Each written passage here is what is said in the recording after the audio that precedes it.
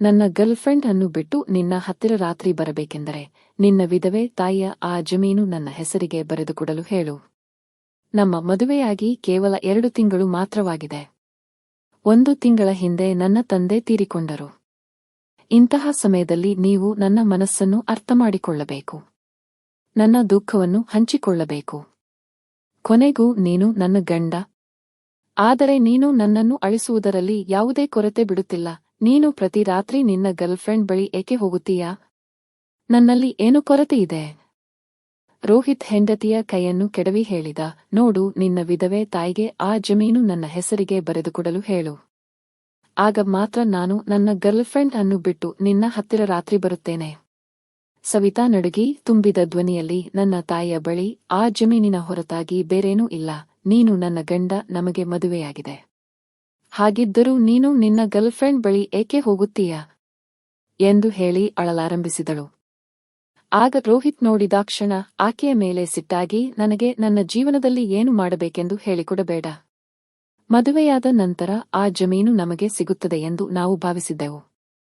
ಈಗ ನಿನ್ನ ತಂದೆ ಈ ಜಗತ್ತಿನಲ್ಲಿ ಇಲ್ಲ. ನಿನ್ನ ತಾಯಿ ತನ್ನ ಸಹೋದರಿಯ ಮನೆಯಲ್ಲಿ ವಾಸಿಸಲು ಹೋಗಿದ್ದಾಳೆ. ಅವರು ಜಮೀನನ್ನು ಬೇರೆಯವರ ಹೆಸರಿಗೆ ಬರೆದುಕೊಟ್ಟರೆ ನಮ್ಮ ಗತಿ ಏನು? ಆದ್ದರಿಂದ ಮೊದಲು ಆ ಜಮೀನನ್ನು ನಮ್ಮ ಹೆಸರಿಗೆ ಬರೆಸಿ, ನಂತರವೇ ನಾನು ನಿನಗೆ ಪ್ರೀತಿ ನೀಡಲು ಸಾಧ್ಯ ಎಂದನು. ಹೆಂಡತಿಯನ್ನು ಚೆನ್ನಾಗಿ ಥಳಿಸಿದ ನಂತರ ಅವನು ಅಲ್ಲಿಂದ ಹೋದನು. ಸವಿತಾ ತನ್ನ ಗಾಯಗಳೊಂದಿಗೆ ಹೋರಾಡುತ್ತಾ ತಡರಾತ್ರಿಯವರೆಗೆ ಅಳುತ್ತಿದ್ದಳು. ಅಳುತ್ತಾ ಅಳುತ್ತಾ ಅವಳ ಕಣ್ಣುಗಳು ಊದಿಕೊಂಡಿದ್ದವು.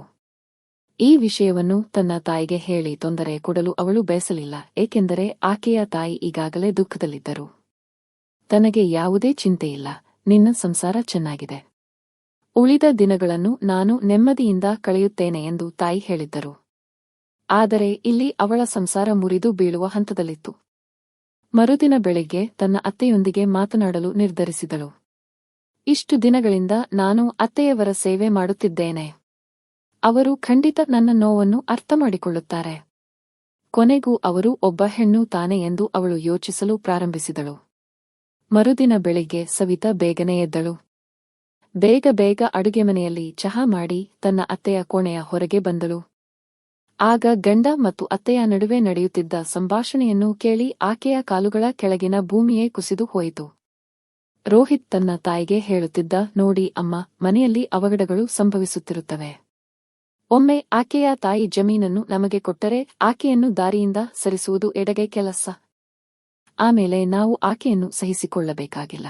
ನಾವು ಬೇರೆ ಯಾರಾದರೂ ಒಬ್ಬಂಟಿ ಹುಡುಗಿಯನ್ನು ಹುಡುಕಿ ಈ ಮನೆಗೆ ಸೊಸೆಯನ್ನಾಗಿ ಮಾಡುತ್ತೇವೆ. ನಂತರ ಆಕೆಯ ಆಸ್ತಿಯನ್ನು ಸಹ ನಾವು ಆಳುತ್ತೇವೆ. ಈ ಮಾತಿಗೆ ಇಬ್ಬರು ಜೋರಾಗಿ ನಗಲು ಪ್ರಾರಂಭಿಸಿದರು. ಆದರೆ ಇಲ್ಲಿ ಸಾವಿತಾಳ ಕಣ್ಣುಗಳಿಂದ ನೋವಿನ ಜ್ವಾಲೆ ಹರಿಯಿತು. ಅವಳು ಹಿಂದಕ್ಕೆ ತಿರುಗಿ ಕೋಣೆಗೆ ಹೋಗಿ ಕುಳಿತುಕೊಂಡಳು. ಏನಾದರೂ ಮಾಡಲೇಬೇಕು, ಇಲ್ಲದಿದ್ದರೆ ಇವರು ಯಾರನ್ನೂ ನೆಮ್ಮದಿಯಿಂದ ಬದುಕಲು ಬಿಡುವುದಿಲ್ಲ ಎಂದು ಅವಳು ಯೋಚಿಸಲು ಪ್ರಾರಂಭಿಸಿದಳು. ಆಗ ಅತ್ತೆಯ ಕಠಿಣ ಧ್ವನಿ ಕೇಳಿಸಿತು, ಏ ಮಹಾರಾಣಿ, ಇನ್ನೂ ಹಾಸಿಗೆ ಹೊಡೆಯುತ್ತಿದ್ದೀಯಾ? ಹೊರಗೆ ಬಾ. ಚಹಾ ತಿಂಡಿಯ ಸಮಯವಾಗಿದೆ.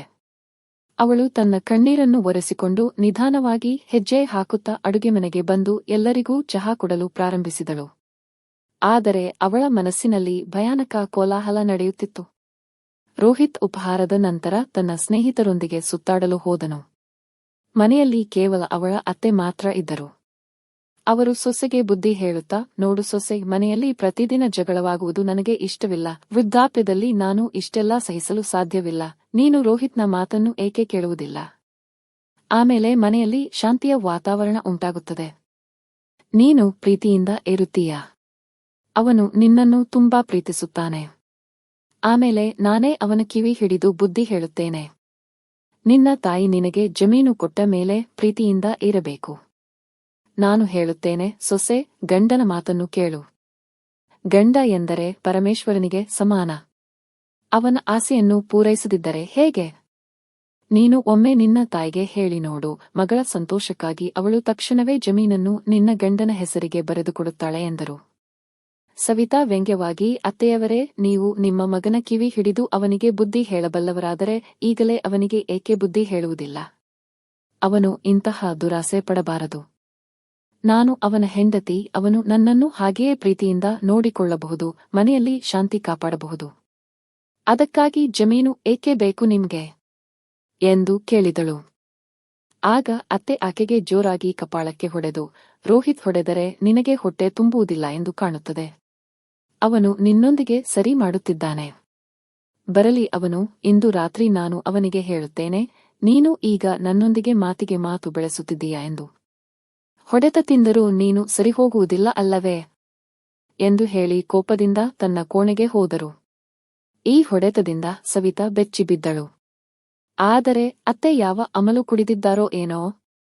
ಅವಳ ದೇಹ ಮತ್ತು ಮನಸ್ಸು ಕೋಪದಿಂದ ಕುದಿಯುತ್ತಿತ್ತು. ಸ್ನಾನ ಮಾಡಿದ ನಂತರ ಕನ್ನಡಿಯ ಮುಂದೆ ನಿಂತು ಹಣೆಗೆ ಕುಂಕುಮ ಇಟ್ಟುಕೊಳ್ಳುವಾಗ ಒಂದು ಕ್ಷಣ ಅವಳ ಕೈ ನಡುಗಿತು. ಕಣ್ಣುಗಳ ಕೆಳಗೆ ಗಾಯದ ಕಲೆಗಳಿದ್ದವು. ತುಟಿಗಳ ಬದಿಯಿಂದ ರಕ್ತ ಸೋರಿಕೆಯಾಗಿತ್ತು. ತುಟಿಗಳ ಮೇಲೆ ಬಿರುಕು ಬಿಟ್ಟ ಗುರುತುಗಳಿದ್ದವು. ಕುತ್ತಿಗೆಯ ಮೇಲೆ ಹೊಡೆದ ಗುರುತುಗಳು ಇನ್ನೂ ಹಸಿರಾಗಿದ್ದವು. ನಿನ್ನೆ ರಾತ್ರಿ ಬೆನ್ನಿನ ಮೂಳೆಗೆ ಬಲವಾಗಿ ಪೆಟ್ಟು ಬಿದ್ದ ಕಾರಣ ಇನ್ನೂ ನೇರವಾಗಿ ಕುಳಿತುಕೊಳ್ಳಲು ಸಾಧ್ಯವಾಗುತ್ತಿರಲಿಲ್ಲ. ಅವಳ ಇಡೀ ದೇಹ ನೋವಿನಿಂದ ಒಡೆಯುತ್ತಿತ್ತು. ಈ ಕುಂಕುಮವನ್ನು ಇಟ್ಟುಕೊಂಡು ಏನು ಮಾಡುವುದು? ಈ ಕುಂಕುಮವಿಲ್ಲದೆ ನನ್ನ ಅಸ್ತಿತ್ವ ಇರುವುದಿಲ್ಲವೇ? ಈ ಕುಂಕುಮವನ್ನು ಇಡುತ್ತಿದ್ದಂತೆ ನನ್ನ ಇಡೀ ದೇಹ ಕೆಂಪಾಯಿತು ಎಂದು ಅವಳು ಯೋಚಿಸಲು ಪ್ರಾರಂಭಿಸಿದಳು. ಅವಳ ಕಣ್ಣುಗಳಿಂದ ಕೋಪದ ಕಿಡಿಗಳು ಹೊಮ್ಮಿದವು. ಅವಳು ಕುಂಕುಮದ ಡಬ್ಬಿಯನ್ನು ಎಸೆದು ತಕ್ಷಣವೇ ತನ್ನ ಪರ್ಸ್ ತೆಗೆದುಕೊಂಡು ಮನೆಯಿಂದ ಹೊರಗೆ ಹೋಗಲು ಪ್ರಾರಂಭಿಸಿದಳು. ಅತ್ತೆ ಅವಳು ಹೊರಗೆ ಹೋಗುವುದನ್ನು ನೋಡಿ ಕೋಪದಿಂದ, ಇದು ನನ್ನ ಮನೆ, ಯಾವುದೇ ಹೋಟೆಲ್ ಅಲ್ಲ. ನೀನು ಇಲ್ಲಿ ತಿಂದು ಕುಡಿದು ಆರಾಮಾಗಿ ಹೊರಟು ಹೋಗುತ್ತಿದ್ದೀಯಾ? ಎಲ್ಲಿಗೆ ಹೋಗುತ್ತಿದ್ದೀಯಾ ನೀನು ಎಂದು ಕೇಳಿದಳು. ಅದಕ್ಕೆ ಅವಳು, ಅತ್ತೆಯವರೇ, ನಾನು ಈ ಮನೆಯ ಸೊಸೆ. ಯಾವುದೇ ಗುಲಾಮಳಲ್ಲ. ಎಲ್ಲಿಗಾದರೂ ಹೋಗುವ ಮೊದಲು ನಿಮ್ಮ ಅನುಮತಿ ಪಡೆಯಬೇಕು. ನಾನು ಹೊರಗೆ ಹೋಗುತ್ತಿದ್ದೇನೆ ಮತ್ತು ನಿಮಗೆ ಹೇಳಿ ಹೋಗುತ್ತಿದ್ದೇನೆ ಎಂದು ಹೇಳಿ ಮನೆಯಿಂದ ಹೊರಟು ಹೋದಳು. ಅತ್ತೆಯ ಮನಸ್ಸು ಕೋಪದಿಂದ ಕುದಿಯಿತು. ಇವಳಿಗೆ ಈಗಲೇ ಪಾಠ ಕಲಿಸುತ್ತೇನೆ ಎಂದು ಅವಳು ಯೋಚಿಸಿದಳು. ಅತ್ತೆ ತಕ್ಷಣವೇ ರೋಹಿತ್ಗೆ ಫೋನ್ ಮಾಡಿ, ನಿನ್ನ ಹೆಂಡತಿಗೆ ರೆಕ್ಕೆಗಳು ಬಂದಿವೆ. ಅವಳು ನನಗೆ ಹೇಳದೆ ಎಲ್ಲಿಗೋ ಹೊರಟು ಹೋಗಿದ್ದಾಳೆ. ಬಹುಶಃ ತನ್ನ ಯಾವುದೋ ಗೆಳೆಯನನ್ನು ಭೇಟಿಯಾಗಲು ಹೋಗಿದ್ದಾಳೆ ಎಂದು ಹೇಳಿದಳು. ರೋಹಿತ್ ಕೋಪದಿಂದ ಕುದಿಯುತ್ತಾ ಮನೆಗೆ ಬಂದನು. ತಾಯಿ ಮತ್ತು ಮಗ ಇಬ್ಬರೂ ಅವಳು ಬರುವುದಕ್ಕಾಗಿ ಕಾಯಲು ಪ್ರಾರಂಭಿಸಿದರು. 1 ಗಂಟೆಯ ನಂತರ ಸವಿತಾ ವಾಪಸ್ ಬಂದಾಗ ಹಾಲ್ನಲ್ಲಿ ಟೇಬಲ್ ಮೇಲೆ ಬೆಲ್ಟ್, ಬಟ್ಟೆ ಒಗೆಯುವ ಬ್ಯಾಟ್ ಮತ್ತು ದೊಣ್ಣೆ ಇರುವುದನ್ನು ನೋಡಿ ಅವಳು ಬೆಚ್ಚಿಬಿದ್ದಳು. ಅವಳ ಅತ್ತೆ ಕೈಯಲ್ಲಿ ಲಟ್ಟಣಿಗೆ ಹಿಡಿದು ನಿಂತಿದ್ದಳು. ರೋಹಿತ್ ಹೇಳಿದ, ನಿನ್ನ ಹೆಜ್ಜೆಗಳು ತುಂಬಾ ಹಾರಾಡುತ್ತಿವೆ. ಇಂದು ನಾನು ನಿನಗೆ ಹೇಳುತ್ತೇನೆ, ನನ್ನ ತಾಯಿಯೊಂದಿಗೆ ಮಾತಿಗೆ ಮಾತು ಬೆಳೆಸಿದರೆ ಏನು ಬೆಲೆ ತೆರಬೇಕಾಗುತ್ತದೆ ಎಂದು ಹೇಳುತ್ತಾ ಆಕೆಯನ್ನು ಗದರಿಸಲು ಮುಂದಾದನು. ಆಗ ಮಹಿಳಾ ಇನ್ಸ್ಪೆಕ್ಟರ್ನ ಗಂಭೀರವಾದ ಧ್ವನಿ ಕೇಳಿಸಿತು. ನಿಲ್ಲು ಮಿಸ್ಟರ್ ರೋಹಿತ್. ಹೊಡೆತ ತಿನ್ನಬೇಕಾಗಿರುವುದು ನೀನು, ನಿನ್ನ ಹೆಂಡತಿ ಅಲ್ಲ. ಇನ್ಸ್ಪೆಕ್ಟರ್ ಅನ್ನು ನೋಡಿ ರೋಹಿತ್ ಹೆದರಿದನು.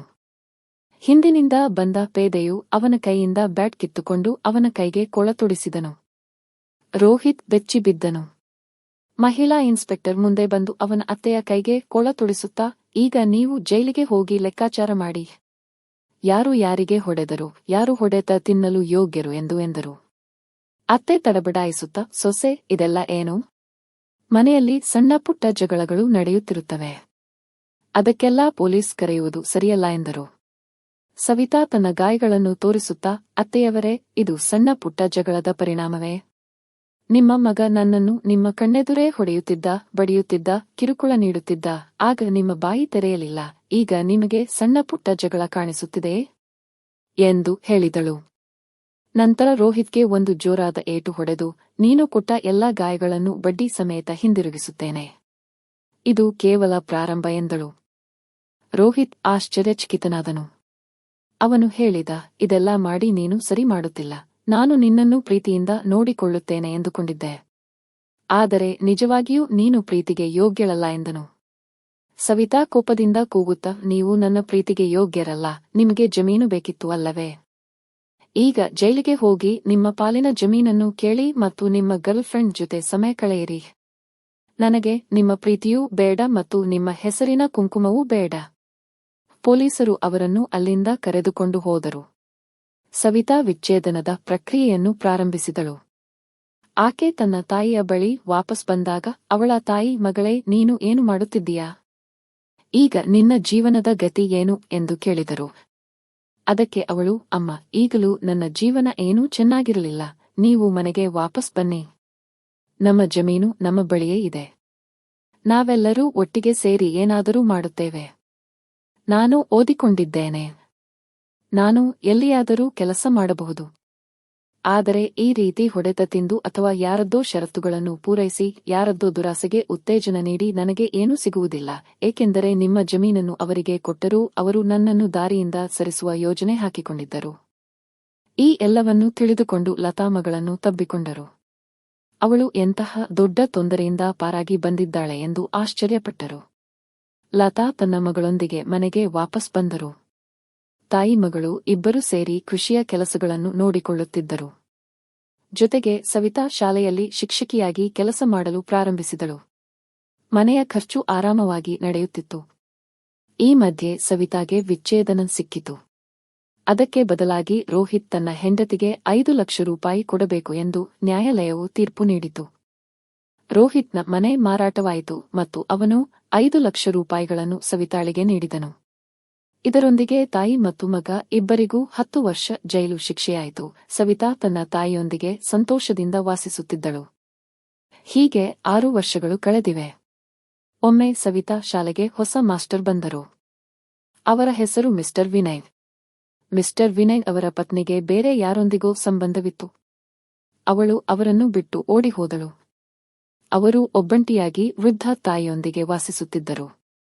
ಕ್ರಮೇಣ ಇಬ್ಬರಿಗೂ ಪರಿಚಯ ಹೆಚ್ಚಾದಾಗ ಇಬ್ಬರಿಗೂ ಅನಿಸಿತು, ನಾವು ಒಟ್ಟಿಗೆ ಬಂದು ನಮ್ಮ ಒಂಟಿತನವನ್ನು ದೂರ ಮಾಡಬಹುದು, ಜೀವನದಲ್ಲಿ ಒಟ್ಟಿಗೆ ಸಾಗಬಹುದು ಎಂದು. ಆಗ ಮಿಸ್ಟರ್ ವಿನಯ್ ಅವರೇ ಮುಂದಾಳತ್ವ ವಹಿಸಿ ಸವಿತಾಗೆ, ನಾವು ಜೀವನದ ಹಾದಿಯಲ್ಲಿ ಒಟ್ಟಿಗೆ ಸಾಗಬಹುದೇ?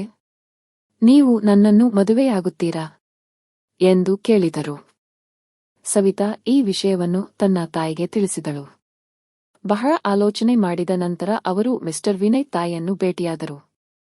ಅವರಿಗೆ ಈ ಸಂಬಂಧದಲ್ಲಿ ಯಾವುದೇ ತೊಂದರೆ ಇರಲಿಲ್ಲ. ಎಲ್ಲವೂ ಸರಿಯಾಗಿದ್ದ ಕಾರಣ ಸವಿತಾ ತನ್ನ ಜೀವನಕ್ಕೆ ಮತ್ತೊಂದು ಅವಕಾಶ ನೀಡಲು ನಿರ್ಧರಿಸಿದಳು. ಬೇಗನೆ ಒಂದು ದೇವಸ್ಥಾನದಲ್ಲಿ ಇಬ್ಬರೂ ಮದುವೆಯಾದರು. ಇಬ್ಬರ ತಾಯಂದಿರು ಈಗ ಒಂದೇ ಮನೆಯಲ್ಲಿ ಒಟ್ಟಿಗೆ ವಾಸಿಸುತ್ತಿದ್ದರು. ಅವರ ವೃದ್ಧಾಪ್ಯವು ಪರಸ್ಪರ ಸಹಾಯದಿಂದ ಸುಲಭವಾಗಿ ಕಳೆಯುತ್ತಿತ್ತು. ಅವರ ಮಕ್ಕಳು ಸಹ ಸಂತೋಷದಿಂದ ಜೀವನದ ಹಾದಿಯಲ್ಲಿ ಮುಂದೆ ಸಾಗುತ್ತಿದ್ದರು. ಸ್ನೇಹಿತರೆ, ಆ ಸಮಯದಲ್ಲಿ ಸವಿತಾ ಧೈರ್ಯ ತೋರದಿದ್ದರೆ ಅವಳ ಇಡೀ ಜೀವನವೇ ಹಾಳಾಗಿ ಹೋಗುತ್ತಿತ್ತು. ಸವಿತಾ ತಾಯಿಯೂ ಸಹ ಮಗಳಿಗೆ ಏನಾಯಿತೆಂದು ಜೀವನ ಪೂರ್ತಿ ನರಳುತ್ತಾ ಇರುತ್ತಿದ್ದರು. ಅದೃಷ್ಟವಶಾತ್ ಅವಳು ಸ್ವಲ್ಪ ಧೈರ್ಯ ತೋರಿಸಿದಳು. ಇಂದು ಅವಳ ಜೀವನದಲ್ಲಿ ಸಂತೋಷಕ್ಕೆ ಯಾವುದೇ ಕೊರತೆಯಿಲ್ಲ. ಸ್ನೇಹಿತರೆ, ನಿಮಗೆ ನನ್ನ ಕತೆ ಇಷ್ಟವಾಗಿದೆ ಎಂದು ಭಾವಿಸುತ್ತೇನೆ. ಇನ್ನೂ ಹೆಚ್ಚಿನ ಕತೆಗಳಿಗಾಗಿ ನಮ್ಮ ಚಾನೆಲ್ ಅನ್ನು ಸಬ್ಸ್ಕ್ರೈಬ್ ಮಾಡಿ. ಧನ್ಯವಾದಗಳು.